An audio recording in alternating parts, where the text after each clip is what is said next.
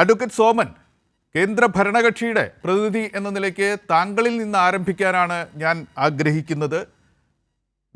ബഡ്ജറ്റിന് മുമ്പുള്ള അവസാനത്തെ മണിക്കൂറുകളിലാണ് നമ്മൾ നിൽക്കുന്നത്. കേന്ദ്ര ബഡ്ജറ്റിൽ എന്തായിരിക്കും എന്ന് താങ്കളോട് ചോദിക്കുന്നതിൽ അർത്ഥമില്ല. പക്ഷേ കേന്ദ്ര ബഡ്ജറ്റ് എന്തായിരിക്കും, അതിൻ്റെ അന്തസ്സത്തയിൽ എന്തായിരിക്കും എന്നൊരു ധാരണ കേന്ദ്ര ഭരണകക്ഷി എന്ന നിലയ്ക്ക് BJP നേതൃത്വത്തിനാകെ ഉണ്ടാകണം. താങ്കൾക്കും അത് പങ്കിട്ട് കിട്ടിയിട്ടുണ്ടായിരിക്കണം.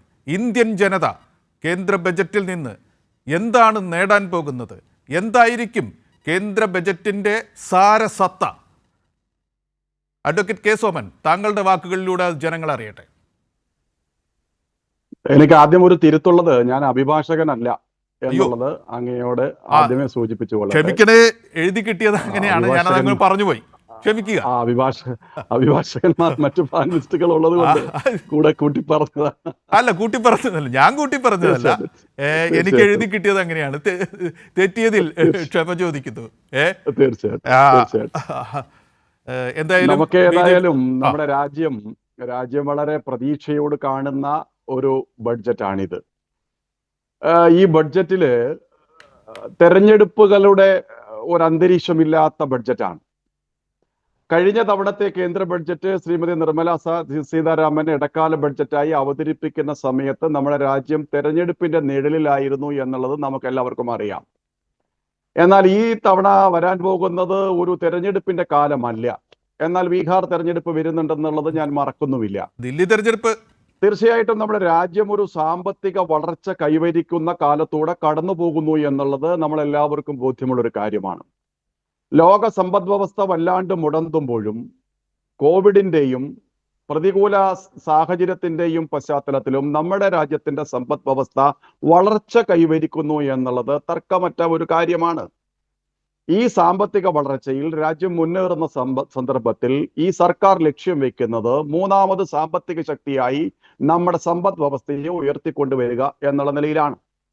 ഇന്നലെ ബഹുമാനപ്പെട്ട രാഷ്ട്രപതി നടത്തിയിട്ടുള്ള നയപ്രഖ്യാപന പ്രസംഗം, അതിനു മുമ്പ് ബഹുമാനായ പ്രധാനമന്ത്രി മാധ്യമങ്ങളെ അഭിസംബോധന ചെയ്ത് നടത്തിയിട്ടുള്ള അദ്ദേഹത്തിന്റെ പ്രതികരണത്തിൽ നിന്നെല്ലാം നമുക്ക് മനസ്സിലാക്കാനായിട്ട് സാധിക്കുന്നത്, ഈ ബഡ്ജറ്റ് ഒരു സാധാരണക്കാരന്റെ ബഡ്ജറ്റായി ഇടത്തരക്കാരന്റെ മധ്യവർഗ ജനവിഭാഗത്തിന്റെ ജീവിത ക്ഷേമത്തിന്, അവന്റെ ജീവിത പുരോഗതിക്ക് ഉപകാരപ്പെടുന്ന തരത്തിലുള്ള ഒരു വികസിത ബഡ്ജറ്റായി ഈ ബഡ്ജറ്റ് അവതരിപ്പിക്കപ്പെടുമെന്ന പ്രതീക്ഷയാണുള്ളത്.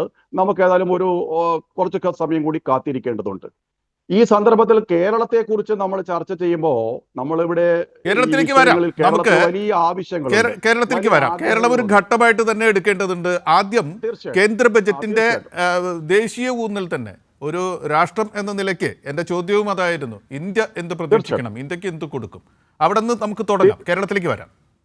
തീർച്ചയായിട്ടും സാധാരണക്കാരന്റെ ജീവിത പുരോഗതിക്ക്, അവരുടെ ജീവിത സുരക്ഷ, അതാണല്ലോ ഇന്നലെ ആവർത്തിച്ച് പ്രധാനമന്ത്രി പറഞ്ഞു എന്നും ബഹുമാനപ്പെട്ട രാഷ്ട്രപതി ആവർത്തിച്ചു പറഞ്ഞു എന്നും മാധ്യമങ്ങളിൽ വന്നിട്ടുള്ളതും നമ്മൾ ആ പ്രസംഗം ശ്രദ്ധിച്ച സമയത്ത് നമുക്ക് മനസ്സിലാക്കാൻ സാധിക്കുന്നതാണ്. ഇതിലെ ഒരു പ്രതിഷേധകരമായിട്ടുള്ള ഒരു കാര്യം, ഒരു നടക്കാൻ പാടില്ലാത്ത ഒരു കാര്യം ഇന്നലെ നമ്മുടെ രാജ്യത്തിന്റെ പ്രതിപക്ഷ കക്ഷികളുടെ പ്രധാനപ്പെട്ട നേതാവിൽ നിന്നുണ്ടായത് ഈ സന്ദർഭത്തിൽ നമുക്ക് ഓർക്കാതെ പോകാൻ പാടില്ല. രാജ്യത്തിന്റെ ചരിത്രത്തിൽ ആദ്യമായിട്ടാണ് രാജ്യത്തിന്റെ രാഷ്ട്രപതി സാധാരണഗതിയിൽ നടത്തുന്ന നയപ്രഖ്യാപന പ്രസംഗത്തെ അതിനെ പരിഹസിച്ചുകൊണ്ട്, അതിനെ അപമാനിച്ചുകൊണ്ട് രാജ്യത്തിന്റെ പ്രധാനപ്പെട്ട പ്രതിപക്ഷ കക്ഷിയുടെ നേതാവ് ഒരു പ്രതികരണം നടത്തിയത് ഈ സന്ദർഭത്തിൽ നമ്മുടെ നാടിന് തന്നെ പരിഹാസ്യമാണ്. നാട് തന്നെ തലകുനിച്ചു നിൽക്കുകയാണ്. രാജ്യത്തെ പ്രഥമ പൗര, അവര് ഒരു ആദിവാസി സമൂഹത്തിൽ നിന്നുള്ള ഒരു വനിതയാണ്. അവര് വളരെ ആത്മവിശ്വാസത്തോടെയും ആത്മധൈര്യത്തോടെയും വളരെ പ്രതീക്ഷയോടും കൂടി ഈ സർക്കാരിന്റെ ഒരു നയം എന്താണ് എന്ന് അർദ്ധശങ്കയ്ക്കിടയില്ലാത്ത വിധം ഒരാശങ്കയുമില്ലാതെ അവരുടെ നയപ്രഖ്യാപന പ്രസംഗത്തിൽ അവർ അവതരിപ്പിച്ചു. പക്ഷേ ആ നയപ്രഖ്യാപന പ്രസംഗത്തെ ഒരു ക്ഷീണത്തിന്റെ പ്രസംഗമാണ് എന്ന് പരിഹസിക്കുന്ന ഒരു സാഹചര്യം നമ്മൾ കണ്ടു. ആ ഒരു സമീപനം പ്രതിഷേധാർഹമാണ്, നമ്മുടെ നാടിനെ ലോകത്തിന്റെ മുമ്പിൽ അപഹസിക്കുന്നതാണ്. ലോക സമ്പദ് വ്യവസ്ഥയോട് കിടപിടിച്ചുകൊണ്ട് വളർച്ചയുടെ പുരോഗതിയുടെ ഒരു സാഹചര്യത്തിലേക്ക് നമ്മുടെ രാജ്യത്തെ നയിക്കാൻ വേണ്ടി ഒരു സർക്കാർ ശ്രമിക്കുന്ന സമയത്ത് ആ സർക്കാരിന്റെ നയമാണ് ബഹുമാനപ്പെട്ട രാഷ്ട്രപതി ഇന്നലെ പാർലമെന്റിൽ അവതരിപ്പിച്ചത്. അത് തീർച്ചയായും ഈ ബഡ്ജറ്റിൽ പ്രതിഫലിക്കും. സാധാരണക്കാരുടെ ജീവിത പുരോഗതി ഉണ്ടാവും.